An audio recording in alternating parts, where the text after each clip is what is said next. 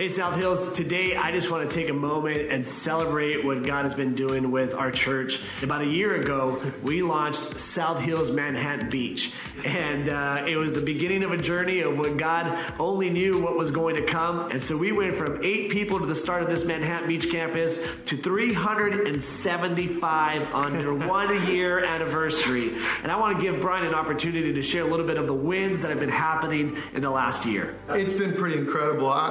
I'm just thinking of all the families that I've talked to that have invited somebody from their family that had never been to church. Really, the key factor right now is the community that's happening outside the building. Everybody sticks around in the conversations that are happening. You'll see a table of 2 families, and they're 2 families that don't know each other.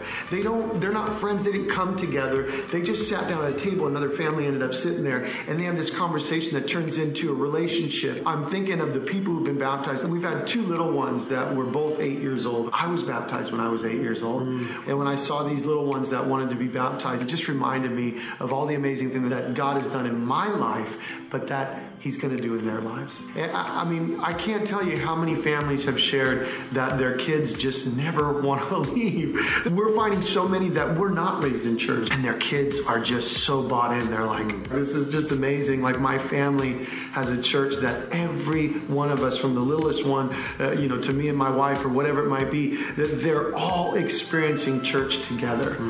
And I think that's what we're called to do. These are stories we hear at all of our campuses, but it has been unreal to see what God has been doing through South Hills Manhattan Beach. So South Hills Manhattan Beach, a huge shout out to you. All of our campuses today are celebrating you.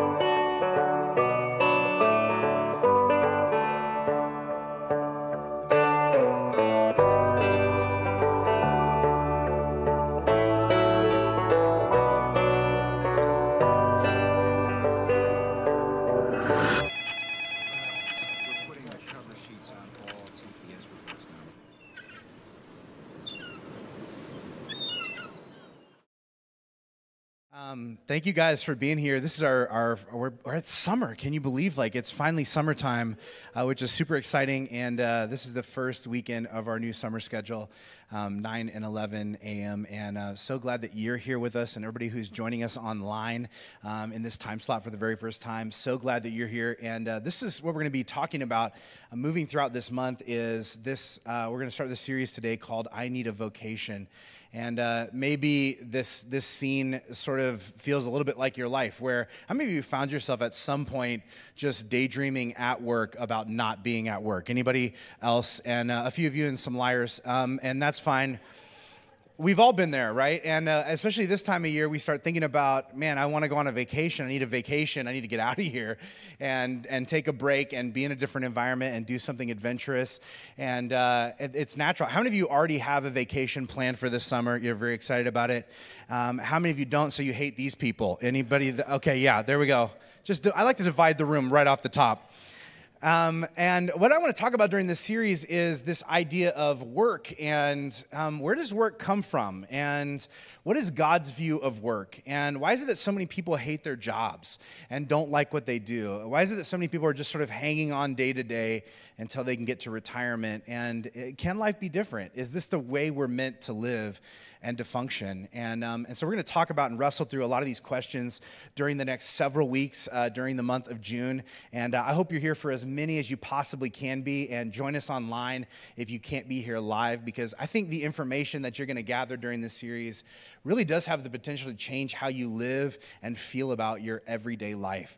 And so for those of you that are here this morning, I want to encourage you to take some notes, write down some things that stand out to you that you feel like you want to hold on to or think or talk a little bit about later.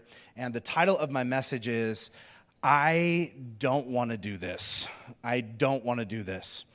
My wife, Gretchen, and I, We have 3 kids, and we're very passionate about children doing chores. Any other parents, you like the same mode of things?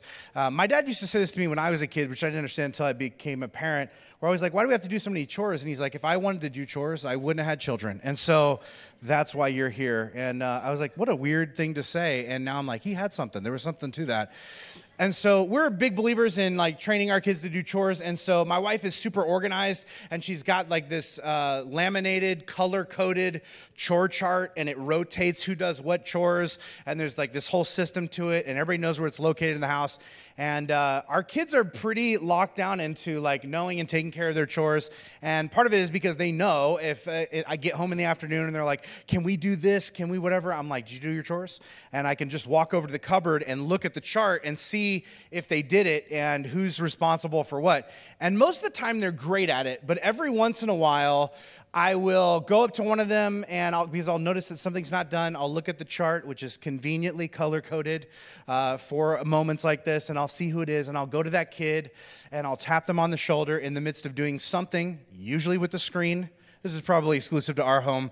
And I'm like, hey, I noticed that your chore is this.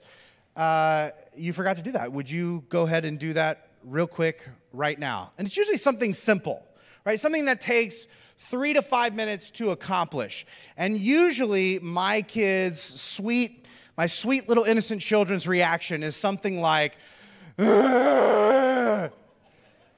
It's like a grunt, moan, angry bear growl thing. Do you guys know what I'm talking about? And it's this, there's so much being communicated in that thing. And it's one of my least favorite things. They're so frustrated, they're so inconvenienced that they have to stop the thing they're doing and enjoying to do a 3-minute chore. And when I get home from like a 8 to 9 hour workday, and I get like the grunt eye roll from like having to do a 3-minute chore, that frustrates me a little bit. And I usually am just like, okay, time out, all right? I worked all day, all right? What did you do? And this is usually they start backpedaling because they realize, oh, I've been here before, I'm not gonna win this argument. They're like, I don't know, and I make them tell me, like I slept in and Mom made me breakfast, and then I laid around, and then, because it's summertime, right? It's like I played outside, I played video games, I watched a movie, I jumped on the trampoline, and I'm like, and then it was lunch. I'm like, you did all that before lunch. You know what I did? I worked all day, and I'm asking you to do one thing to contribute, and you are so annoyed. And they're like, well, that's your thing. I'm like, it's my thing. One of my kids told me one time, they're like, is that what grown-ups do? They just work all day? And I'm like, yeah, pretty much. And they're like, that's why I'm never going to be a grown-up. And some of you are 50 and you're like, I also never want to be a grown-up because I too have learned that this is what grown-ups do all day. I think some of us, we never get out of this. We're still in that same mode or that frame of mind when it comes to work. My kids view work as a punishment. Right? It's like this necessary evil, this thing that parents make you do because apparently they don't love you. They can't figure it out. Why would they torture us in this way? And I think some of us, we have a hard time shaking this perspective, right? We tend to, even though we've grown up, to get rid of this perspective that work is this annoying interruption to what it is we really want to be doing, to what it is we wish we were doing instead. And we all know people who are very extreme in this category, right? People who are just like, I don't want to work unless it doesn't feel like work, okay? I'm willing to do anything as long as it's fun all the time and nobody tells me what to do and there's no set hours and there's no, expectations and there's lots of perks and the only feedback they give is encouragement. And usually when I talk to someone like that, I'm like, this is a job we're talking about, not like a birthday party you want to attend, right? Because that's what it sounds like. What are you where is this magical place, right? I don't even know, fun jobs even aren't that thing, right? And part of the reason why so many people maybe have that perception or that desire of work is because we also all know a ton of people who hate their jobs. They hate what they do. They sink into this funk right before they go into work. That they either are getting ready to go to work or just came from work because of how foul a mood they're in, right? They're like, she's mad. this must be a work day. You know what I mean? Like they're just upset, angry, annoyed of having to do it. They complain about it constantly. And when they're there, it's just like they're annoyedly sort of counting down the hours until they can get out of there and go do something they actually want to do, which is probably drink. Some of you are like, that's offensive. I feel like you're talking about me. And I get it. I'm just saying I get it, okay? Because I really think that nobody should hate what they do, especially when you think about how much time we actually spend at work, right? If you live an average of, like the average lifespan of 75 years, you work 40 hours a week from ages 25 to 65, that is a grand total, like of 24-hour days of 10 straight years of work. That is a lot of time to just hate what you're doing, to hate every moment of that existence. I feel like, is that really something you can afford to hate when you are spending that much time invested in it? And for some of you, you're like, 40 hours? That sounds conservative. I don't remember the last time I only worked 40 hours. We're talking between 50 and 80. That's more the ballpark that I'm living in. I think our culture has this really complicated relationship with work because some of us are always trying to get out of work and others of us do almost nothing but work. We don't have sort of one cultural disposition when it comes to work. We have like really two extremes that a lot of people fall into. And yet the people that do almost nothing but work or who really find themselves into the extreme of becoming full-blown workaholics, the work is not really as much about like they love the work as much as they are obsessed with the work, right? It's a compulsion. They're driven. They need to get the sale or the promotion or the bonus. Like there's a fervor, but also maybe like a little bit of a fear to it because it's like they're working because they have something to prove. And you know, unlike others who may just be working to earn a living, there's a sense when you're around people that are really like steeped in workaholism that they're not just like working to earn a living, they're working to also earn respect and validation and security and maybe even love on some level. And even when it takes a toll on their relationships and it takes a toll on their health, they still can't stop. They can't even slow down because they need it. It's providing something that they can't quite put their finger on. And so neither overworking or underworking really seems to be working. And interestingly, like people that are really, find themselves in deep depressions, a lot of times there's like one of two things that are in place in their life. Either they are not able to work or can't find work or are out of work, or they hate their work. Because these two sets of circumstances lead us to a depressed state in life. And a lot of times these are the triggers that push us into really dark spaces. And it's sad to think about because there are a lot of people who exist in one of those categories. And what are you going to do? You need the money. Isn't that why we all work? Right? Because you need the money. Like it takes money to live and pay bills, and it's just part of existence. A lot of us, I think, just sort of keep doing what we're doing the way we're doing it because we don't know what else to do, right? We have bills that are due, and we've got to take care of them, so we just grit our teeth and we keep going. But what if you didn't need the money? Anybody ever asked you that question before, or you just daydream about it while you're driving to your job? Like, what would you do if you didn't need money? Because isn't that what we're all aiming at least inside of our current culture, right? Like the place where we have gotten in life, where we have saved enough money or earned enough money or put enough money away where we can finally retire and not have to work or do any sort of work. And we'll probably move somewhere like tropical and enviable that everyone else wishes that they could be at all the time. And we're just going to live there. And it's probably going to have water nearby and a beach. And we'll get rid of our car and just drive a golf cart. And it's going to be amazing. It's going to feel like a permanent vacation. It's going to be paradise. But will it be like that? My grandma, who is in her 90s now, her and my grandpa were out visiting a while back, and they don't travel out here very often. They've been retired for several years.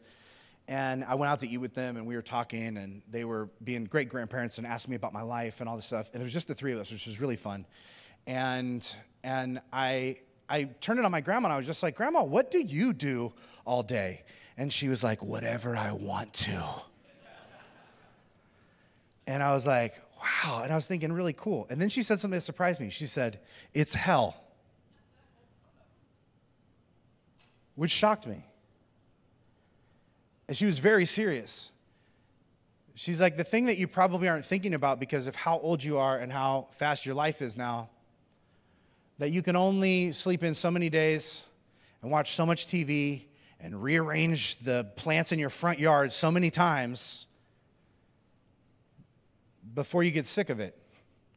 And then she said this, I don't know what my life is about anymore. And there was something heavy about that moment. My grandpa's looking at her, sort of being shocked that she said that. I'm looking at her being shocked that she said that. The waitress who's still waiting for us to order is just like, should I be here? This feels like maybe I shouldn't. And my grandma quickly ordered a Pizookie, and we just moved on, right? We moved on from that conversation to just get out of the weirdness of what we were sitting in. But she's not the only, older retiree that feels that way. And I wonder, why is that? Why is it that there are a lot of people who have actually achieved the thing that so many of us are striving for, and they got there and they're miserable? How is that possible? I think partially it's because there's something about what we do that we think tells the story of who we are, whether we want it to or not, whether it really does or not. And there's something about that feels weighty. Now think about this. Think about one of the first things you ask somebody when you first meet them. Like you try to get to know their name and maybe where they're from or whatever, and then you usually say something like, what do you do? What do you do for work? What do you do for a living? What do you do? We can't help ourselves. We're convinced that we're going to get some sort of insight into their story by just knowing how they make their money. And I think for a lot of us, as it turns out, we struggle when we don't have an answer for this question because we're out of work, we don't have work, we don't know what we're going to do for work. Or when we don't like our answer to the question, when we hate the way we answer the question because we're not proud of what we do, we don't like what we do, we feel like other people don't respect what we do, and so we don't want to admit to doing it. You ever ask somebody this question of what do you do? And you think it's going to be a quick answer, they just tell you a thing, and then they go on this really long, confusing, they're like, well, listen, right now, okay, it's weird. It's weird because right now, this is kind of technically what I do right now, but it's I'm only doing that for a while because only until I can do this other thing, which is really what I want to do because I'm not, and you're just okay, wow, this is very defensive, and there's a lot of stuff going on right now, and I still don't feel like I understand how you earn a living, right? And so I'm just going to assume con artist. And that's what you think. Is that just me? Right? Whether they realize it or not, it's almost like what they're really saying in that moment is I don't want to tell you because I don't want you to judge who I am based on what I do. I feel like you're going to make some assumptions about me that are unfair. And yes, I do this thing, but that's not who I am. So I want to sort of hide that from you. Why do we do that? I think, at least in part, it's because we tend to equate work with worth. And we also have this tendency to see some jobs as more valuable than other jobs, and those who do those jobs as more valuable than other people. And even though we tend to do this, we hate it when it gets done to us, because nobody wants to feel like they are inessential. What they're doing is not important. It doesn't matter. And I think we look at this maybe, and some of us are that's actually it, though. That's the problem. This is why I don't like my life. It's because I don't like my job. And I think part of the problem there is that, I'm doing the wrong job. If I had a different job, if I had a better job, if I had a cooler job, a more higher paying job, a more respected job, a more enviable job, if I had my dream job, I would feel way better about my life. How could I possibly love what I'm doing when I'm stuck here doing this. Like, this is not something I could love or be proud of or enjoy. It's not that sort of a thing. And yet, have you ever been around someone who had like a low-paying, low-status job that you would never want, but they loved their life in a way you didn't understand? Like, part of you almost wanted to discourage them, like, you should not be this happy. I don't know what's going on. I mean, I don't want to be the bearer of bad news, but your life kind of sucks. I mean, like, you were like, it's in your head. You don't say it out loud, right? Because you're a nice person. I remember when I was 13, I got one of my first jobs. I worked at this grocery store in the deli, and like cleaning it up and rearranging things and scooping potato salad and making sandwiches and stuff like that. And it was me and one other guy, and that guy was in his mid-40s, and we made almost the same money. We did almost the same exact job. I was super embarrassed that I was doing this job for whatever reason. He loved it. He thought it was the greatest thing ever. And I was just like, how happy and satisfied and engaged with the people he was. And there was something about it that baffled me, that it fulfilled him as much as it did. Why is that? On the other hand, there are people that we know who have managed to pull off the modern American dream, which is like to turn a hobby into a paycheck, right?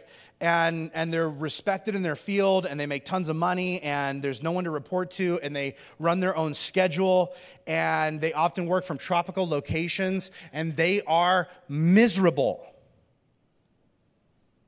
Why is that? How can that be? Like I said, like our culture has a really complicated relationship with work. And I bring all of this up because I want to contrast this with something totally different. When we begin to dive into Scripture, what we see is that there is a different picture of work that gets painted in the Scriptures. In fact, the Old Testament begins with God working, right? He is hand-making a paradise and people to put in it. But interestingly, when he puts these people in paradise, instead of serving Mai Tais and giving everyone a free, jet ski, like he puts them to work. He gives them a job, which sounds a little backwards. And some of you, if that happened to you, you'd be like, I must have read the brochure wrong. This is not what I signed up for when I came to paradise. Let me just read you what it says. This is Genesis chapter 1. This is like as early on as you could get. Verse 27 says this: God created human beings in his own image, and then he blessed them and said, be fruitful and multiply, fill the earth and govern it, reign over the fish of the sea, the birds of the sky, and all the animals that scurry along the ground. So I want you to think about this, like just from a critical perspective for a moment. This is a time before sin has entered the human story, which means that everything is as God intended it to be, by design.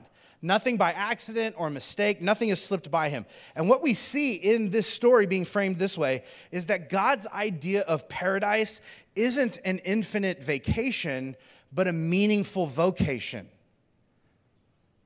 A sense that we are called to contribute to something bigger than ourselves, and we're doing that thing. And so what does he tell them to do? He tells them to be fruitful, to fill the earth, to govern it, to reign over it. That's their job description in paradise. What does that mean? And the Bible wasn't written in English, but these other ancient languages. And this section is written in Hebrew. And these words that are translated into these phrases, their meanings and definitions sort of overlap and intertwine. But essentially, what is happening here is God presents people with his incomplete creation and says to them, let's make something together with these raw materials. Like, I left the job unfinished because I want to finish it with you. It's not an accident. It's not like I ran out of time. It's not like I didn't have the ability to pull off the plan I wanted. It's that you're part of the plan. And so what are these humans to do? Well, they're supposed to make babies. That's a fun part, right? And then raise them. Not as fun, always. They're supposed to build communities, craft healthy cultures, combine and create and organize. He's not telling them to exploit the earth, right? To ruin it and trash it for their own pleasure for the moment. But he's also not telling them to leave it entirely untouched. He wants them to utilize creation, to make something out of it, to move it around, to rearrange it, to combine it together and create something even better. Because this is how God sees work. In fact, I want to just jumpstart the first week of this series by giving you a joint definition of work, a biblical definition of work. Work is channeling your creativity, effort, and energy into helping humanity thrive and flourish. Channeling your creativity, effort, and energy into helping humanity thrive and flourish. And in fact, seeing and believing that you're doing this regularly, that's what makes life meaningful, enjoyable, and fulfilling. And as it turns out, like loving your job has very little to do with how much money you make, or even if you get paid to do that work, or what benefits you have, or how prestigious or reputable or cool your job or your company or your title or your role is, or whether it's particularly naturally fun or stress-free or conflict-free or parameter-free. Because here's the reality. If you hit your cultural or your culture's bullseye for work but miss your creators, you will feel aimless and empty. And this is why we all know people who are successful in terms of what our culture has said you ought to do. They make a ton of money, right? They're doing, like, people look up to them. They get like 1 million likes and shares on all of the best new social media, and they're miserable. But the inverse of this statement is also true. If you hit your creator's bullseye for work, but miss your culture's, you'll still find fulfillment. So why is that true? Because it's how you're made. That verse that we read earlier in Genesis 1, at the very beginning of it, we're told that we're made in God's image. And by this, essentially it's saying that part of who we are is rooted in who God is. And so the question is, like, what is God like? And this first picture of God is ultra important to discovering what that is. In this Genesis story, God is a worker. He's making something out of nothing and then arranging and rearranging that something into something else. He's planting and gardening and crafting humans out of dirt and breath. This is what God is like. I think it's interesting that this word, this Hebrew word for the type of work that God does, it could have been a lot of different, because there's more than one word for work in this language, but it's the word that means ordinary human work. As if to say, like, what is God like? He's not above grunt work, I'll tell you that. He's not above dirty work or common work or sweaty, exhausting manual labor on behalf of other people. And maybe this is a little bit mind-blowing for you, because maybe you're just like, that's not really, I guess, how I imagine God. And it certainly wasn't for the people who heard these origin stories originally, whether people who lived through the Old Testament or New Testament times. Like, this isn't their idea of what a God would be like either. In fact, there are a lot of ancient creation stories that exist in these ancient cultures. Every surrounding culture's creation myths described gods as being, sort of above or too good for certain types of work. And so that's why they created humans. They created humans to essentially be cheap slave labor to do all the dirty jobs for them. And then their gods, these gods, could do what gods ought to do. Sit back, relax by the beach, because that's paradise. But these stories, creation stories, don't just reveal a culture's gods, they reveal a culture's goals. And this is why these things are still relevant and essential today. These stories that we tell about who God is tells us a lot about who we are and what we're aimed at and what is important to us. The question that these people wrestled with was like, if God ever came to earth and showed himself, like, what would this God look like? And the Greeks, who were sort of the dominant culture. When Jesus was on earth, they imagined a high-minded philosopher king. That's who God would probably be. And the Romans, they imagined a cultured statesman. But the God of the Hebrews shows up in totally different ways that no one expects. God in the Old Testament shows up as a gardener. And in the New Testament, through Jesus, God shows up as a carpenter, which is probably better translated as like a common day laborer who just sort of gets hired out every day for whatever work is available in his community. And this is Scripture's way of pouring eternal purpose into all different types of work, because God does not see work in the same way that we often do. You see, our God is willing to do whatever work helps humanity thrive and flourish, no matter how small or simple or mundane or dirty or difficult or unseen or uncelebrated. But here's what's really mind-blowing. In all these examples of God doing work, he doesn't just do this work, he enjoys it. He likes it. He's fulfilled by it. He's having a good time with it, with stuff that we're like, really? That? And then he tells us, you are made in my image. In other words, there's a lot about you that originated in me. And so if you really, truly want to experience fulfillment and joy in your life, it is found in doing the same sort of thing. Join me. Let's make the world better. Little by little, day by day, tiny, meaningful task after tiny, meaningful task. One of the New Testament writers carries this idea into the New Testament letters, and he says it this way. In 1 Corinthians chapter 3, verse 5, it says, the Lord has given each of us our own work to do. We are all God's co-workers. What an interesting idea. Wouldn't you expect it to be like, we are all God's employees, right? But he's just like, no, we're doing this thing together. I want to do this thing with you, alongside you, in partnership with you. I don't have to, I choose to. We're working together alongside humanity, alongside God, to help humanity thrive. And this is the question I want to pose to you, to think about in whatever work that you do from day to day. Is that how you think about the dirty details of your job? Like, think about the worst aspects of the thing that you do, the stuff that you hate, the stuff that you dread, the stuff that later on this afternoon, when you realize tomorrow is Monday, that you'll be like, ugh.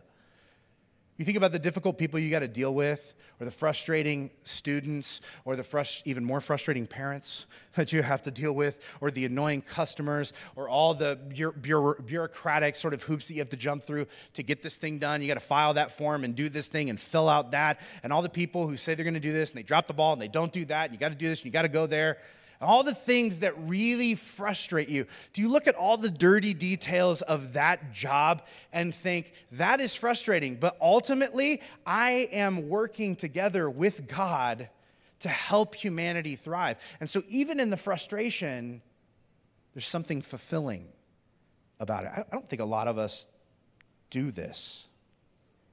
And if you don't, is it more about what you're doing or the way you're doing it?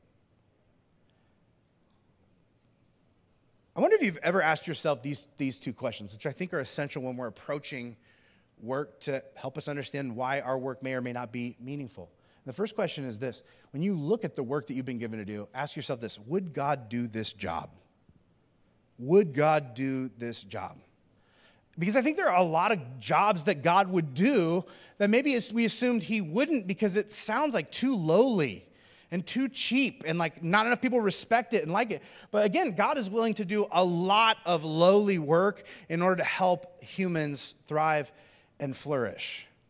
But there's other things that God won't do because those sorts of roles or those sorts of things or those sorts of organizations, they do more damage than good. And some of us are miserable at the places where we work, doing the job we do, because we have an intuition that it's not adding up in the right sort of way. The follow-up question, if God would do your job, is like, how would God do that job? Right? Like, what kind of attitude or energy would God bring to that work? How would he treat the people that he works with? How would God approach the day? How would God deal with frustrating circumstances and individuals in that environment?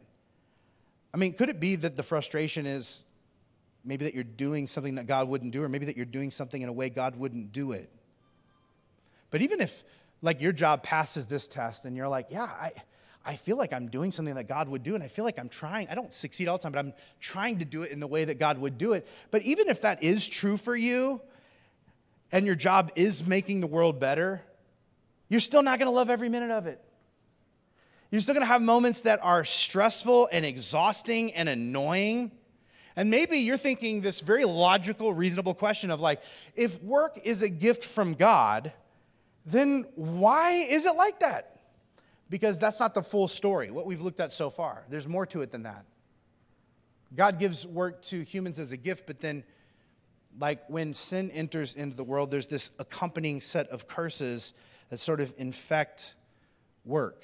Let's read to you what these are. Genesis chapter 3, verse 16. Again, this is from the creation poem in the beginning of the Hebrew Scriptures. It says, God says to the woman, I will sharpen the pain of your pregnancy, and in pain you will give birth. And you will desire to control your husband, but he will rule over you. Now, what does that mean?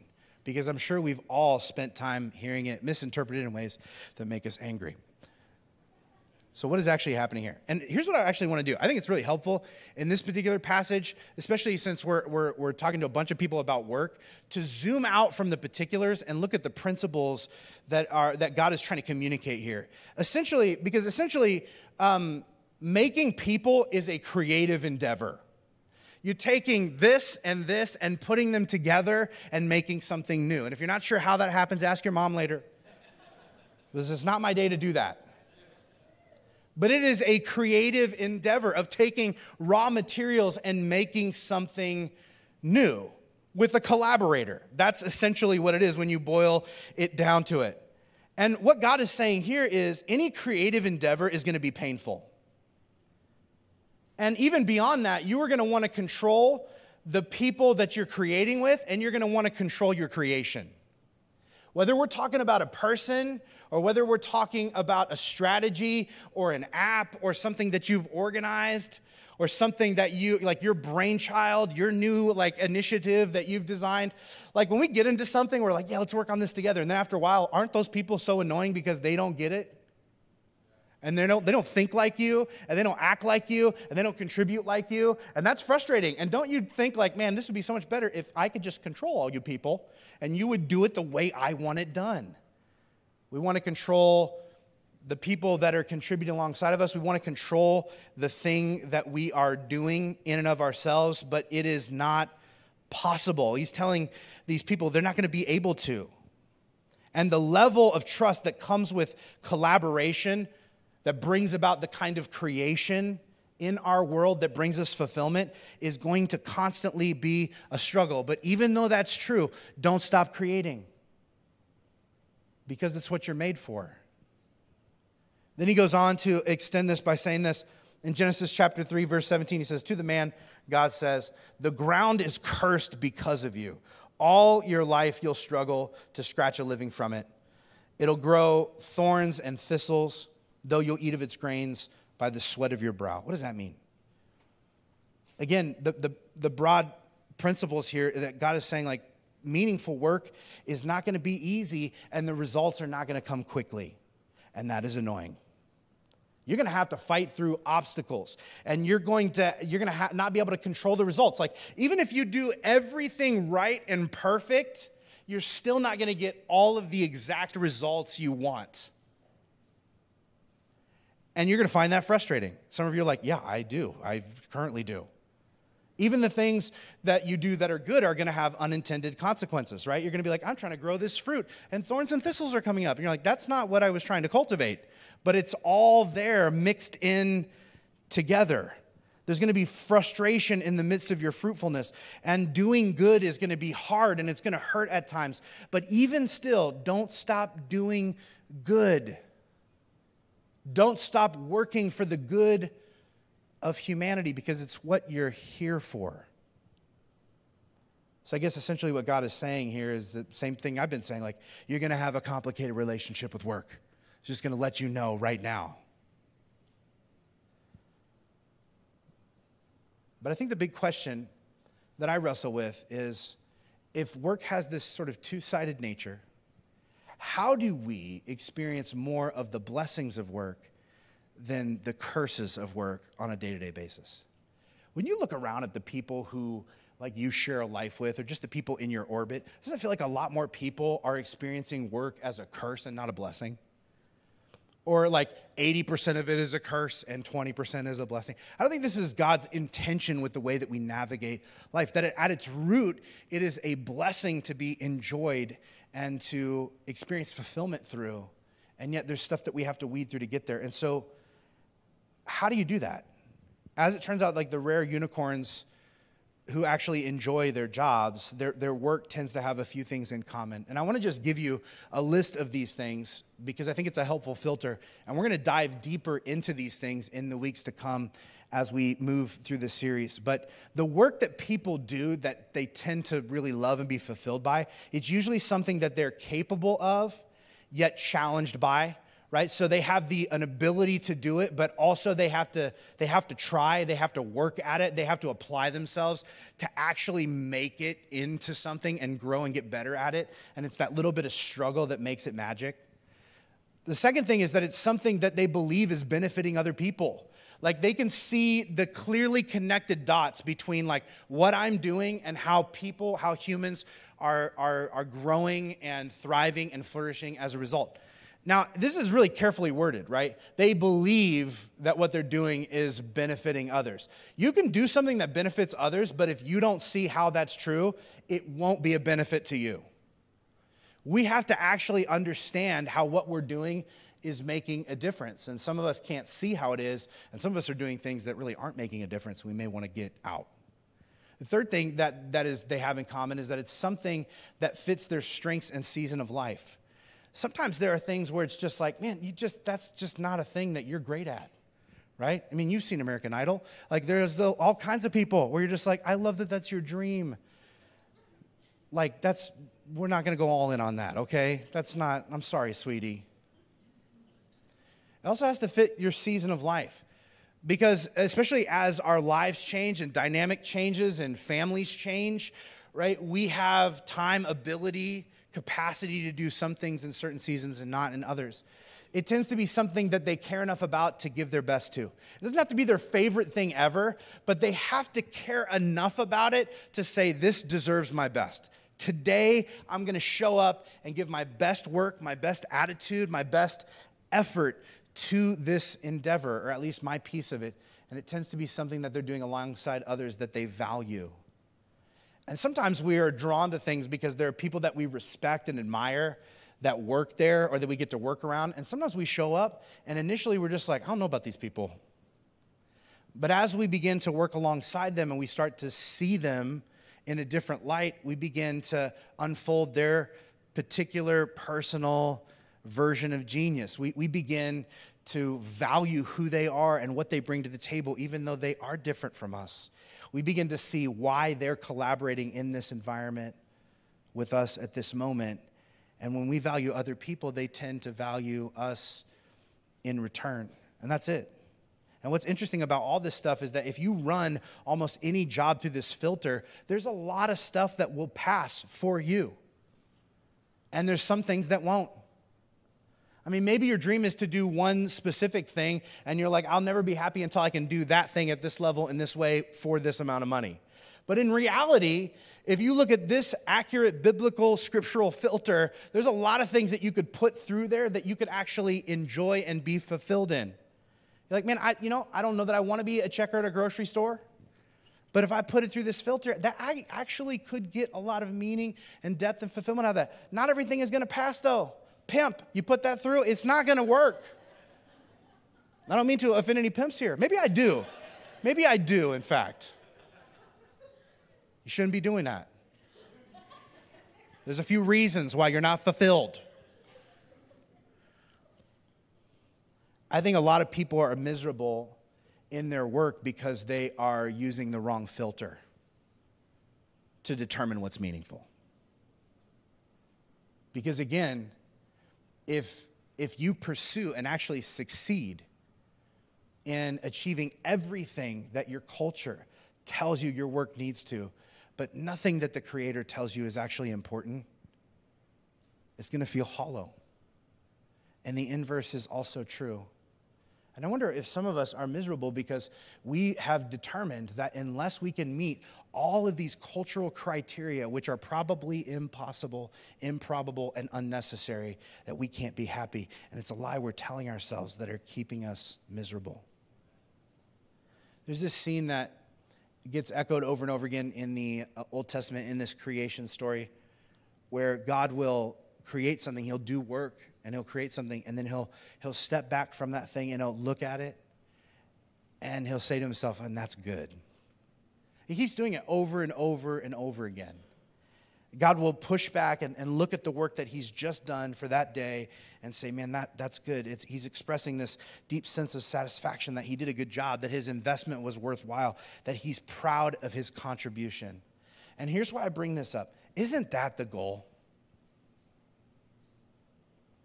So no matter what your job is, to be able to do something that when you step back at the end of a day, a week, a year, whatever it is, that you look on that thing that you did.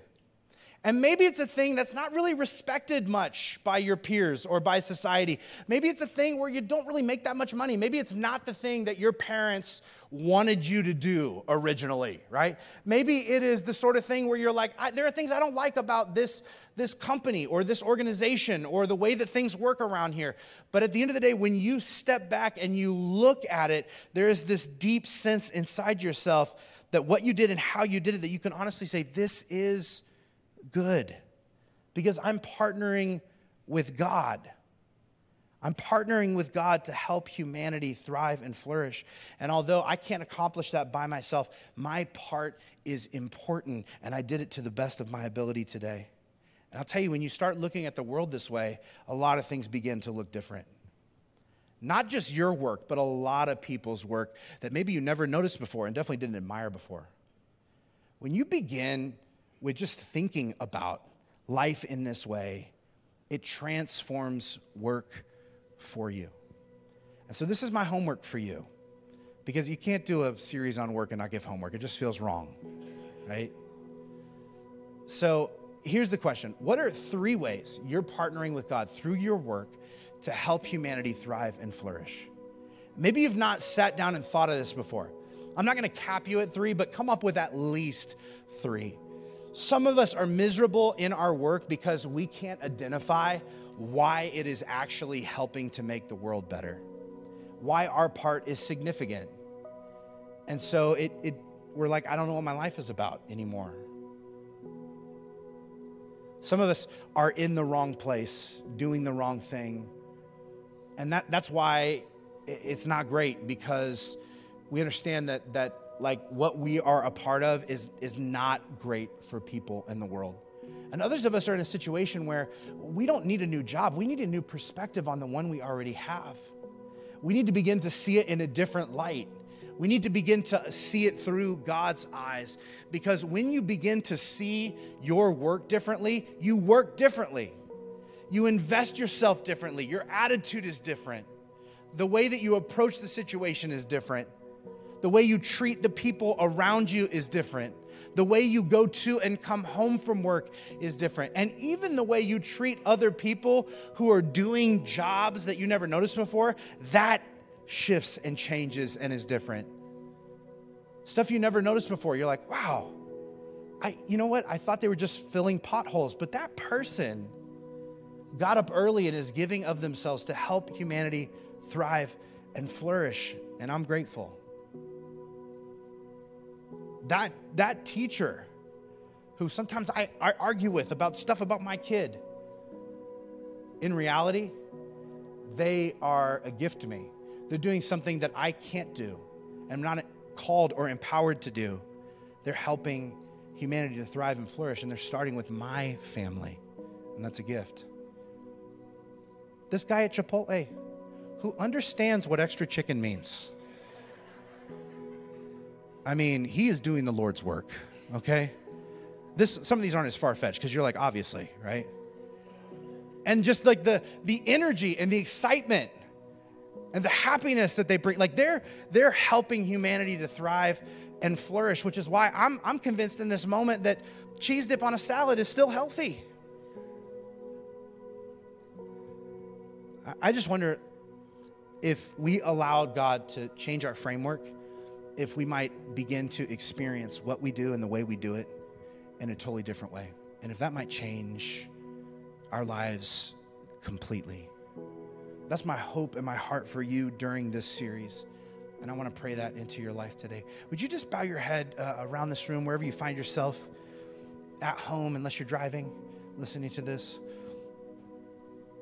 God, I am so grateful for the lives that you have given us. And God, I'm grateful that we don't just have life, but we have reasons to live. And those reasons are to partner with you, to continue cultivating your creation.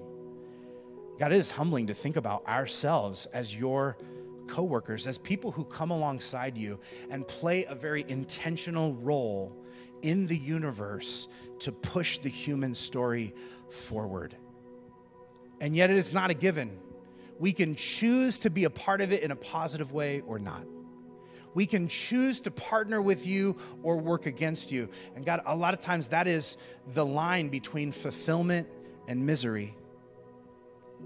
Actually doing that and then being aware of what it is we're doing. God, I pray that you would convict those of us that are maybe in environments or doing work that is actually working backwards in terms of where you want to take the world. And God, those of us who just, man, we're having trouble connecting what we do to the bigger story of your kingdom and your will and your way. God, I pray that you would connect the dots for us and we would see in a very clear way how what we do day in and day out helps humanity to thrive and flourish. May you fill our hearts with a sense of meaning and purpose and fulfillment. God, even make the little things we do fun. It's possible with you. God, may you do all of these things that we need to enjoy our lives as we learn to trust you and see the world your way. In Jesus' name, amen.